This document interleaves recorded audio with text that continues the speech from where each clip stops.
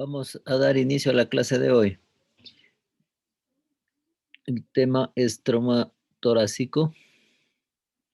Tenemos que el traumatismo a nivel mundial corresponde a la tercera causa de muerte en el adulto y la primera en menores de 40 años, siendo el traumatismo torácico responsable del 20 al 35% de estos fallecimientos. La mayoría de estas lesiones a nivel del tórax son provocadas por colisiones automovilísticas seguidas por heridas penetrantes sobre la cavidad torácica. Estas dificultan el funcionamiento torácico o alguna de sus estructuras contenidas en su interior, poniendo así en riesgo inminente a la vida del paciente. Para el caso concreto vamos a nombrar un estudio que se ha realizado en Costa Rica, donde reportan 440 accidentes de tránsito, de los cuales 192 eran por motociclistas. Asimismo, para el año del 2020, en el mes de abril, ya se contabilizaban 111 muertes por accidentes de tránsito, 44 de motocicle- motocicletas. Por su parte, según los datos en este mismo país, para el periodo comprendido entre el 2008 y el 2013, se reportan casos de víctimas de violencia por arma de fuego cerca del 68%, en contraste con el 19% por arma blanca. Estos datos son variables, ¿no es cierto? Dependen de cada región, de cada país. En Colombia, por ejemplo, es muy alta esta tasa también de víctimas de violencia. En- y a nivel de todo el país, hace mucho tiempo que yo hice el internado allá en el hospital departamental de Pasto y en el hospital civil de Ipiales. Llegaban todos los días, llevaban casos de trauma de tórax. Por lo general eran por arma blanca, ¿sí? Entonces, el tratamiento, recuerden que en este caso es la colocación del tubo de tórax en caso que haya un neumotórax o un hemotórax. Dada la complejidad de las lesiones resultantes del trauma de tórax, muchas de las víctimas mueren en la escena del trauma a consecuencia directa de las lesiones incompatibles con la vida. Sin embargo, otro grupo considerable podrá ser abordable en el servicio de emergencias, el cual verá sumamente beneficiado si se le aborda de forma temprana y acertada. Entonces, por ello también es importante saber sobre la anatomía de la cavidad torácica. Recuerden que es una cavidad comprendida entre el cuello y el abdomen. Tiene una configuración cónica y a nivel superior es más estrecho a diferencia de su parte inferior que tiende a ensancharse. Está conformada por un componente muscular, otro cartilaginoso y uno óseo, los cuales le confieren una estructura estable y dinámica. El componente óseo está formado por las 12 costillas, las escápulas, clavículas, el esternón y las 12 vértebras torácicas en la parte posterior. La parrilla costal se configura por la unión de 12 costillas con la columna vertebral mediante las articulaciones costo-vertebrales. Por su polo posterior y a nivel anterior por la unión de las 10 de estas con el esternón, las otras restantes se denominan costillas flotantes. Vamos a hablar de la parte muscular y luego de la vasculatura para terminar. Entonces, la parte muscular junto con el diafragma juega un papel primordial en la fisiología ventilatoria, la cual obedece a un juego de presión intratorácica negativa que mantiene los pulmones expandidos. Es por ello que cualquier cambio en esta gradiente de presión generaría un compromiso en la función pulmonar. No sé si está clara esta parte. Eh, Recuerden que dentro de la cavidad pleural, o sea, entre la pleura visceral y la pleura parietal, la presión es negativa, ¿sí? Entonces, cualquier alteración, sea dentro del pulmón o una herida hacia el exterior, pues va a haber entrada de aire, ¿sí? y por lo tanto, si entra aire del exterior, el pulmón se colapsa, ¿sí? Esto es el neumotórax. Si se colapsa completamente, pues se convierte en un neumotórax a tensión. La vasculatura de esta región está dada principalmente por las arterias intercostales, ramas de la aorta torácica. Es por eso que no debemos lesionar estas arterias al momento de colocar un tubo de tórax o a su vez en una fractura costal. Suelen lesionarse estas arterias y si nacen directamente desde la aorta, tienen una mayor presión y por lo tanto un sangrado importante. También a través de la torácica interna se irriga el tórax, rama de la arteria subclavia y rama del axilar, que conforman las arterias torácicas superiores y laterales. Por otro lado, el drenaje venoso está dado por las venas intercostales. La inervación proviene de las 12 pares de nervios espinales torácicos que por su división anterior y posterior dan origen a los nervios intercostales y al nervio subclavio. La relación de las arterias, venas y nervios intercostales dan origen al paquete vásculo nervioso que estos discurren por el borde inferior de cada costilla. Entonces el tubo debe colocarse por el borde superior, ¿sí? Para evitar lesionar este paquete vásculo nervioso. La cavidad torácica se compone por las cavidades pleurales que albergan los pulmones y en las estructuras mediastinales que gracias al plano transverso del tórax se divide en mediastino superior e inferior. En el mediastino inferior se subdivide a su vez en anterior, el cual se localiza por detrás del esternón hasta el pericardio. El mediastino medio, la división más extensa, la cual contiene las principales estructuras cardíacas y los grandes vasos, y el mediastino posterior que se localiza delante de los cuerpos vertebrales de T5 a T12 y posterior al pericardio en donde se alojan, entre otras estructuras, la aorta torácica y el esófago, ¿sí? Entonces, las cavidades del tórax son las cavidades pleurales y el mediastino, ¿sí? En resumen, el mediastino, hay unos autores que lo dividen en tres partes, el mediastino anterior, medio y posterior, y hay otros que lo dividen en cuatro partes, al mediastino superior, anterior, medio y posterior. En cambio aquí, este autor lo subdivide el mediastino anterior en superior e inferior. Entonces vamos a dar paso a José para que continúe. A ver, Kelvin. Ya se ve la pantalla. Buenas noches, doctor. Buenas noches, compañeros. A continuación les voy a exponer sobre lo que es el trauma torácico. Como una breve introducción, decimos que este tipo de trauma, es una causa significativa de mortalidad. Muchos pacientes con trauma torácico, incluso al momento de llegar al servicio de emergencia, pueden llegar y lo que es, por la gravedad de este tipo de trauma, morir en el acto. Sin embargo, muchas de estas muertes pueden ser prevenidas con un diagnóstico y tratamiento rápido. Menos del 10% de los traumatismos de tórax cerrados y alrededor de del 15 al 30% de los traumatismos penetrantes requieren una intervención quirúrgica. Las consecuencias fisiológicas de los traumatismos torácicos, que en la mayoría de los pacientes van a presentarse, son la hipoxia, la hipercapnia y la acidosis.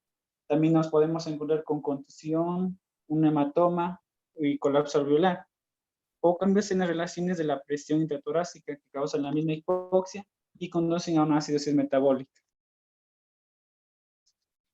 Para lo que es la etiología de este tipo de traumas, podemos encontrarnos, nos hablaba que son varias causas que pueden tener ese tipo de traumas, por ejemplo, los accidentes de tránsito, accidentes laborales o accidentes que se pueden producir incluso en la misma vivienda, los traumatismos directos, las agresiones o peleas que se puede presentar en el paciente. Y nos hablaba también de los tipos de traumas, que para tener un poquito idea de cómo se produce ese tipo de traumas, por ejemplo, tenemos dos tipos, que son los abiertos y los cerrados.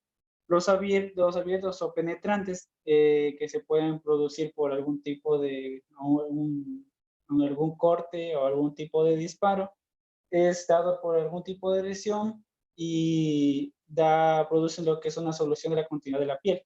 Y los cerrados, que es por lo general dados por un golpe, que no, en este caso no se produce lo que es la solución de la continuidad de la piel, pero puede llegar a producir lesiones internas. Ya, para todo tipo de trauma, siempre se tiene que tener en cuenta una revisión primaria. En este caso, hablaba las lesiones que amenazan contra la vida del paciente. La dividen en dos lesiones, tipo de lesiones o problemas que se van a producir en el paciente, que son los problemas de la vía aérea y los problemas a nivel circulatorio. Hablamos de lo que es los problemas de la vía aérea. Primero nos mencionaba lo que es la obstrucción de las vías aéreas, que es el resultado del edema, el sangrado o el vómito que es aspirado dentro de la vía aérea, interfiriendo en lo que es el intercambio gaseoso. Como ya mencionamos antes, existen varios mecanismos que pueden llegar a producir ese tipo de problema en lo que es las vías aéreas. Puede ser lo mismo que producir puede ser producido por lo que es una herida abierta o un trauma cerrado. Durante la revisión primaria, siempre se tiene que buscar evidencia de una falta de aire, tal como el tiraje intercostal y la supraclavicular. Se necesita también inspeccionar la orofaringe buscándole algún tipo de obstrucción, porque en la anatomía de lo que es la vía aérea superior, se debe también tener en cuenta escuchar lo que es el movimiento del aire de la nariz, la boca y los campos pulmonares. En pacientes que pueden hablar después de recibir lo que es un trauma a nivel de tórax, y en especial cuando se obstruye la vía aérea, se debe tener en cuenta el escuchar buscando evidencia de la obstrucción parcial.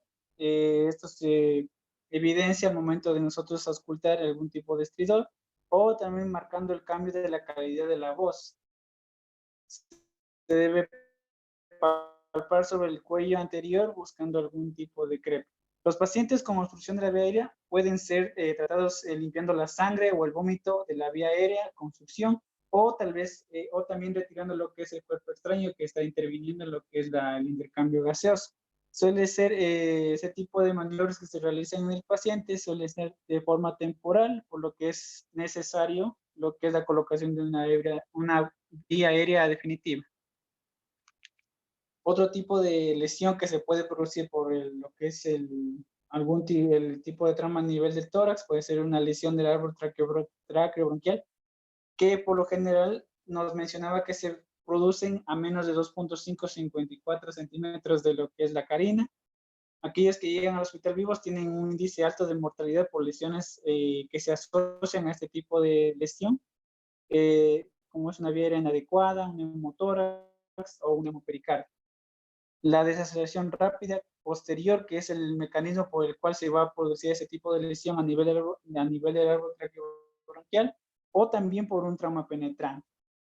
Los pacientes se presentan habitualmente con una sintomatología variada, que puede ser como la hemoptisis, un enfisema subcutáneo, cervical, o un neumotórax hipertensivo, o tal vez la cianosis. La expansión incompleta del pulmón y la gran fuga continua de aire después de la colocación de un tubo torácico sugiere una lesión del árbol traqueobronquial. Ya, los problemas respiratorios que se pueden producir. Al momento de manejar a un paciente, se debe tener en cuenta lo que es el manejo apropiado del paciente. Se debe tener completamente visible lo que es el torso y el cuello del paciente para permitir evaluar tanto los movimientos respiratorios, lo que es las venas del cuello y la presencia de algún tipo de lesión a nivel de la caja torácica. Se observa también lo que es la pared torácica para evaluar los movimientos, determinar si es simétrico. Se ausculta para evaluar que sean los ruidos dentro de lo que los pulmones sean iguales, o algún tipo de ruido sobreañadido que se pueda tener, e identificar cualquier ruido. Se debe palpar para determinar si hay áreas de dolor, áreas de crepitación u otras anomalías, siempre teniendo en cuenta que el signo o el síntoma que más se va a tener en cuenta en este paciente va a ser la cianosis, que es signo de lo que es una hipoxia dentro del paciente, una inadecuada intercambio gaseoso, y se asocia con lo que mencionamos antes, que es lo que es la poca expansibilidad que tiene el tórax al momento de la respiración que tenga el paciente. Ya, otro tipo de anomalía que se presenta en lo que es el trauma de tórax es, pues, es el neumotórax a tensión, que este tipo de lesión se desarrolla cuando se filtra aire a través de una válvula unidireccional desde el pulmón a través de la pared torácica. En este caso, el aire es forzado al espacio pleural sin tener vía de escape, haciendo que se colapse eventualmente el pulmón afectado, como podemos ver en la imagen, haciendo que así mismo lo que es, produciendo lo que es el desplazamiento del mediastino hacia el lado opuesto, disminuyendo lo que es el retorno venoso y comprimiendo el pulmón contralateral. Por lo general, este tipo de pacientes llegan a tener el shock, que es, presentan shock cuando se tiene una disminución del retorno venoso, y lo que es, y está causada por lo que es la reducción de lo que es el gasto cardíaco, por lo que es por la falta de el intercambio gaseoso. La causa más común es la ventilación mecánica por presión positiva en los pacientes con lesión pleural visceral. Puede complicar a un neumotórax simple posterior a un trauma penetrante o contuso en el cual se realiza varios intentos de inserción de catéter subclavio o yugular interno. Raramente ocurre por fracturas de lo que son las vértebras torácicas que se encuentran muy desplazadas por el trauma. Y el diagnóstico clínico que refleja es aire bajo presión en el espacio pleural afectado. El paciente puede llegar a tener una sintomatología variada.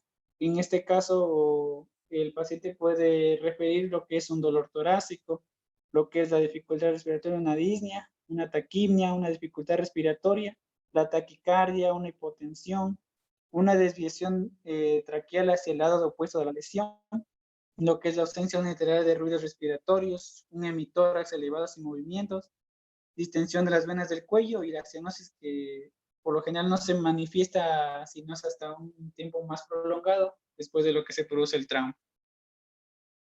Para el tratamiento de este tipo de lesiones como un neumotórax, se requiere descompresión inmediata. Puede ser tratada insertando lo que es rápidamente un catéter grueso sobre una aguja en el espacio pleural.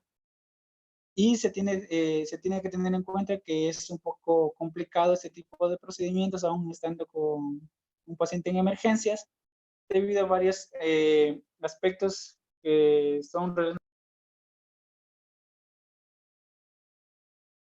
al paciente, que es el grosor de la pared torácica, la torcedura del catéter, y más que todo por lo que es dificultoso en un paciente que está alterado o que no responda a ningún tratamiento que se le dé en emergencia. Ya otro tipo de complicación que es el neumotórax abierto. Las grandes lesiones en la pared torácica se quedan abiertas, pueden causar lo que es este tipo de complicación. Dado que el aire tiende a seguir el camino de menor resistencia cuando la apertura en la pared torácica es 2/3 del diámetro de la tráquea, con cada inspiración el aire pasa a través de la anomalía de la pared torácica. Por esta razón se dificulta una ventilación efectiva, la que provoca una hipoxia o un hipercapnia.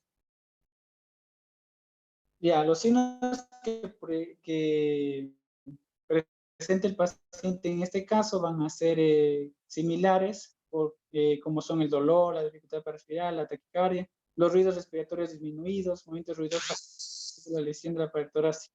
En este caso, los pacientes son tratados, como vemos en la imagen, con un cierre rápido de la anomalía, con un apósito oclusivo estéril suficientemente grande para cubrir lo que es el borde de la herida que vaya a presentar el paciente.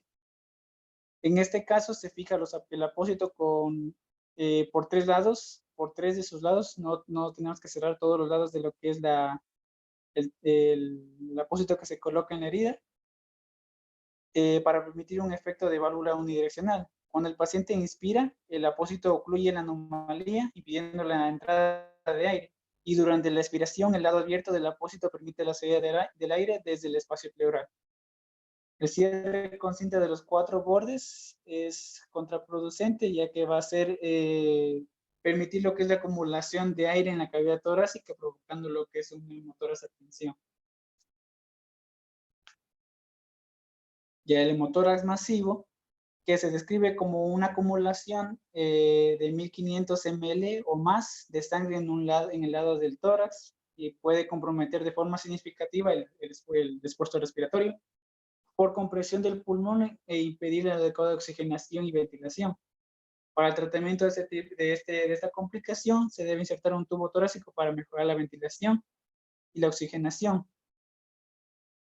Y tenemos un pequeño cuadro que denota un poco lo que es las diferencias o un poco lo que se relacionan lo que es un neumotórax hipertensivo y un neumotórax masivo, para poder diagnosticar y diferenciar a tiempo en los pacientes con trauma torácico.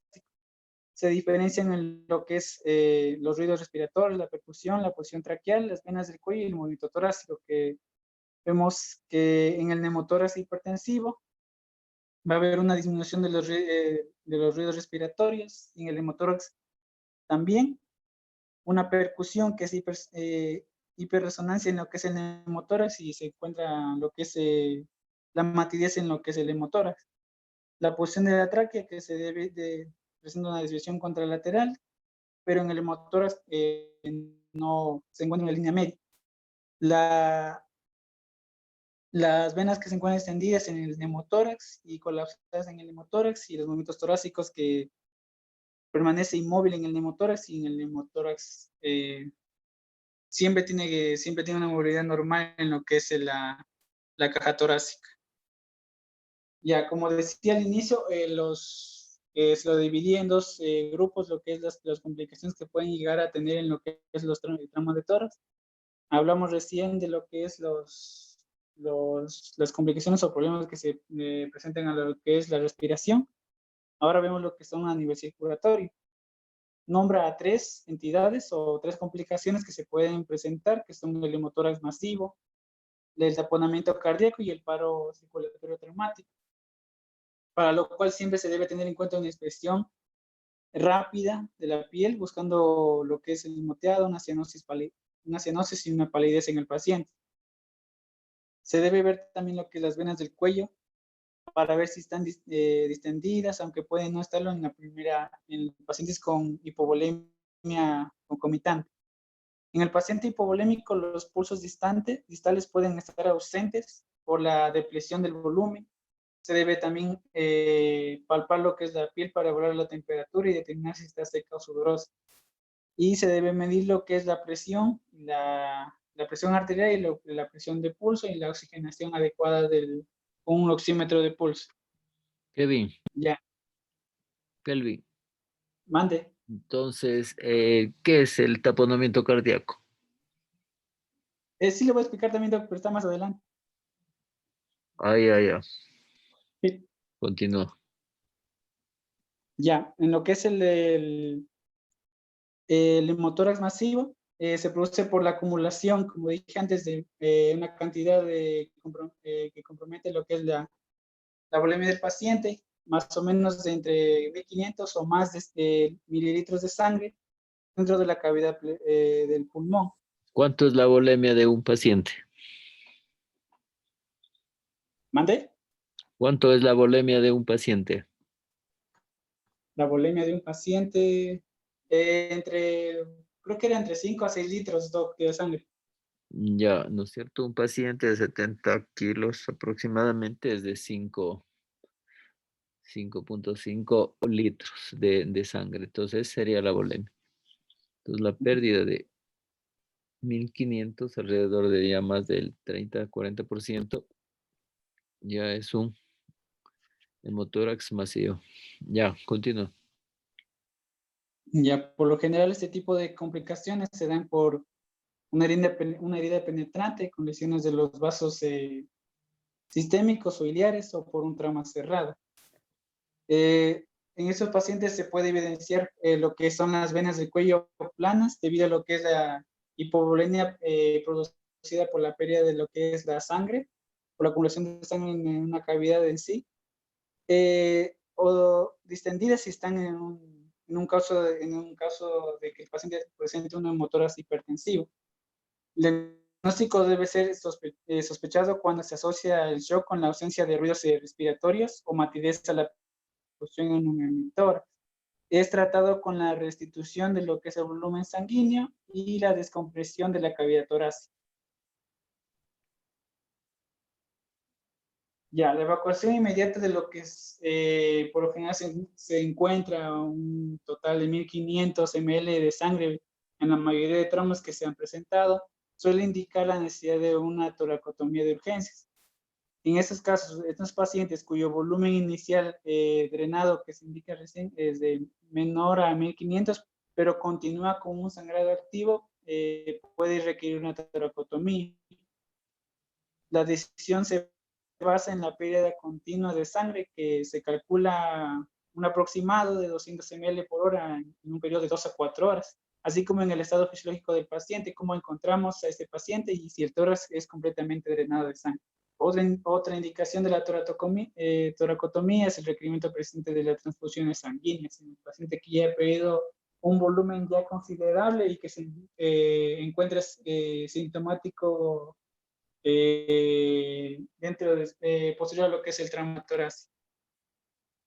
Y el taponamiento cardíaco en sí se lo define como es la compresión del corazón por la acumulación de líquido en el saco pericárdico. Esto causa un gasto cardíaco disminuido por la disminución del ingreso de sangre a lo que es el corazón.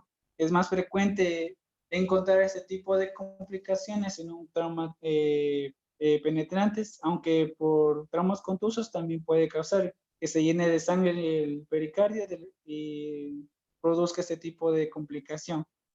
Para en estos pacientes se ha indicado una triada clínica clásica que comprende lo que son los ruidos cardíacos apagados, un paciente que está hipotenso y lo que es al momento de inspeccionar se puede ver lo que son las venas distendidas, no se presentan uniformemente en el taponamiento cardíaco. Ya, es eso con las entidades o las complicaciones que se pueden presentar en lo que es a nivel circulatorio, en un trauma torácico, en lo que es la primera revisión que se realiza al paciente. Ahora con lo que es la revisión secundaria, que ya sabemos que para lo que es la revisión secundaria es una inspección, una evaluación del paciente ya un poco más detallada, más compleja, por así decirlo, para poder determinar el diagnóstico del paciente. Para lo cual nos valemos de lo que es un examen físico a fondo, con los exámenes complementarios que son requeridos, en este caso para lo que es el trauma torácico, un electrocardiograma, un monitoreo continuo de lo que es la oximetría, una gasometría si tenemos a la mano, una radiografía de tórax en posición vertical y una tomografía para poder ver la lesión aórtica o de la columna vertebral. Además de la expansión pulmonar y la presencia de líquido en la RX de tórax, se debe tener en cuenta lo que es el ensanchamiento del mediastino, la desviación de la línea media y la pérdida de detalles anatómicos. El FAS, que es un examen que de por sí ya es necesario para poder evaluar a los pacientes con trauma de tórax, ayuda a lo que es en un buen porcentaje lo que es el diagnóstico de las complicaciones que vaya a tener el paciente con trauma de tórax. En la revisión secundaria se debe tener en cuenta varias entidades, por ejemplo, lo que es el neumotórax simple que ya hablamos, el hemotórax, el tórax inestable, la contusión pulmonar, una lesión cardíaca contusa o cerrada, dependiendo de cómo se presente el paciente, una disrupción traumática de la aorta, una lesión traumática del diafragma y una ruptura esofágica contusa o cerrada, de las cuales no voy a hablar de todos porque ya antes ya les mencioné lo que es las características de la sintomatología que va a tener el paciente. Entonces, tenemos lo que es el tórax inestable y la contusión pulmonar. Estas dos entidades que de por sí en un trauma de tórax se pasa por alto de vez en cuando porque la presentación sabe ser casi similar. En el tórax inestable ocurre cuando un segmento de la pared torácica no tiene continuidad ósea con el resto de la caja torácica. Suele ser consecuencia de lo que es una trauma asociada a múltiples fracturas costales o por separación costocondral de una sola costilla del tórax. Y en cambio la contusión pulmonar, que es un golpe en el pulmón causada por un trauma torácico, en el cual se puede llegar a presentar la acumulación de sangre o tal vez de otros fluidos en el tejido pulmonar, los que interfieren con lo que es la adecuada ventilación y potencialmente causa lo que es la hipoxia. Puede ocurrir con o sin fractura de las costillas o por tórax inestable. Ya para estas dos entidades, el tratamiento que se suele realizar en estos pacientes incluye la administración de oxígeno humidificado, la ventilación adecuada y lo que es la reanimación con líquido. Los pacientes con hipoxia pueden requerir intubación y ventilación dentro de las primeras horas después de la lesión. Y el tratamiento que se usa definitivo es lo que es la oxigenación adecuada, la restricción de lo que son los líquidos y el uso de analgesia en el caso de los pacientes que sufren algún tipo de dolor, principalmente lo que es a nivel del tórax o a nivel de lo que es al momento de querer hacer intercambio gaseoso o al momento de la respiración. Ya. Otro tipo de complicación en lo que es el trauma de tórax a nivel de lo que es la segunda revisión que se realiza al paciente es la ruptura traumática de la aorta, que es una causa común de lo que es la muerte súbita después de la colisión por un accidente de tránsito o las caídas de grandes alturas. Los signos en este caso o síntomas que se presentan en este paciente son frecuentemente, no se los logra determinar con claridad. Se mantiene un alto índice de sospecha impulsando por un historial de fuerzas teniendo en cuenta lo que es la historia del accidente, la fuerza de desaceleración y los hallazgos característicos que se pueden observar en lo que es una radiografía. Los signos radiológicos que se podían ver en este tipo de complicación son varios para poder diferenciar o ubicarnos en un diagnóstico más acertado. En este caso se puede ver lo que es el ensanchamiento del mediastino, se ve una obliteración del botón aórtico, una desviación de la tráquea hacia lo que es la derecha, una depresión del bronquio principal izquierdo, una elevación del bronquio derecho, una obliteración del espacio entre la arteria pulmonar y la aorta, una desviación del esófago a la derecha, ensanchamiento de la línea paratraqueal, también hacemos de la interfase de paravertebral, una presencia de una sombra pleural o apical. También se puede ver lo que es un hemotórax a nivel del pulmón izquierdo. Y las fracturas de las primeras según las costillas o de la escápula en sí, que pueden verse en la radiografía al momento de diagnosticar una ruptura traumática de la aorta. Y lo que es la ruptura esofágica contusa, que por lo general en pacientes se lo logra ver cuando se tiene un trauma de tipo penetrante, aunque también se lo puede llegar a ver en raros casos por un trauma cerrado de esófago causado por la expulsión forzada del contenido gástrico al esófago por un golpe severo en el abdomen superior. Puede ser letal y no es fácilmente reconocido. El cuadro clínico en estos pacientes es idéntico a la ruptura esofágica postemética y el tratamiento de ese tipo de complicaciones consiste en el drenaje amplio del espacio pleural y del mediastino con reparación directa de la lesión para evitar cualquier tipo de complicación, más que todo lo que es la falta de lo que es la oxigenación debido a lo que es la lesión de lo que es el esófago. Ya, eso es todo, Doc. Gracias. Ya.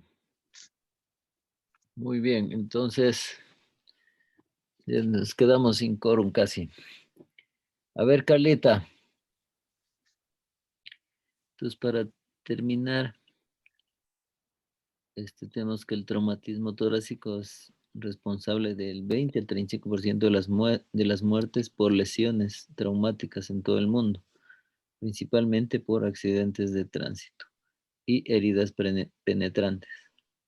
Clínicamente se clasifica de acuerdo con el mecanismo de la lesión en traumas contusos o cerrados y penetrantes o abiertos, tal como dijiste al principio, que abarcan también lesiones por fragmentación asociados a explosiones. Con respecto a los traumas contusos, es útil conocer con detalle los eventos que mediaron la lesión, dinámica del trauma, la velocidad promedio, la presencia de sustancias ilícitas y si se requirió o no de equipo de extracción y de la existencia de otros lesionados o fallecidos en el lugar. Por su parte, en el caso de traumatismos penetrantes, lo esencial es saber qué tipo de elemento lo produjo, determinar el recorrido que tuvo para evaluar así las posibles estructuras u órganos lesionados. Dentro de las múltiples lesiones que se pueden presentar tras el trauma de tórax se encuentran las fracturas costales, las fracturas de clavícula, esternón, escápula, tórax inestable, contusiones pulmonares, neumotórax, eh, atención, hemotórax, lesiones vasculares, daños a órganos digestivos superiores que generan un compromiso sistémico importante. Tenemos que recordar que una lesión del esófago puede provocar una mediastinitis que son muy graves y por lo tanto pueden llegar a una sepsis y muerte del paciente. Para terminar, tenemos que el abordaje inicial de pacientes con víctimas de trauma de tórax debe basarse estrictamente en los lineamientos de atención de pacientes politraumatizados establecidos en los lineamientos del ATLS, que se resume en el abordaje sistemático y progresivo de lo que hablamos al principio, el ABCDE, ¿no es cierto? Donde la A corresponde al manejo de la vía aérea, B al patrón respiratorio y ventilación, la C el estado circulatorio y control hemorrágico, y la D la valoración del déficit neurológico, y E la exposición con control de temperatura o control del ambiente, seguido por una revisión sistemática secundaria. Asimismo, es requisito la monitorización constante de la función cardiopulmonar, la oximetría, la presión arterial y la frecuencia cardíaca. Dentro de los estudios complementarios usados en conjunto con la valoración médica figuran las radiografías, un estudio sonográfico, el FAST, ¿no es cierto? Una tomografía y exámenes generales de laboratorio. En cambio, el tratamiento definitivo tiene como objetivo restaurar el funcionamiento fisiológico de la cavidad torácica y de sus estructuras, y por ende varía según las lesiones y su complejidad. Sin embargo, diversos estudios han demostrado que menos del 10% de los traumatismos cerrados y del 15 al 30% de los penetrantes requerirán procedimientos quirúrgicos avanzados para su tratamiento, ya que en su mayoría se resuelven con toracostomía y medidas de soporte básico.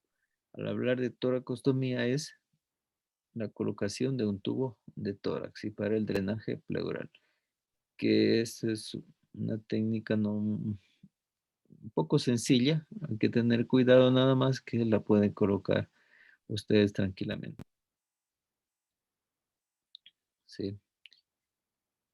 Lo que tenemos que saber es el manejo también de la trampa de agua para evitar lesionar más a este paciente. ¿Sí? Bueno, entonces hasta ahí vamos a quedar.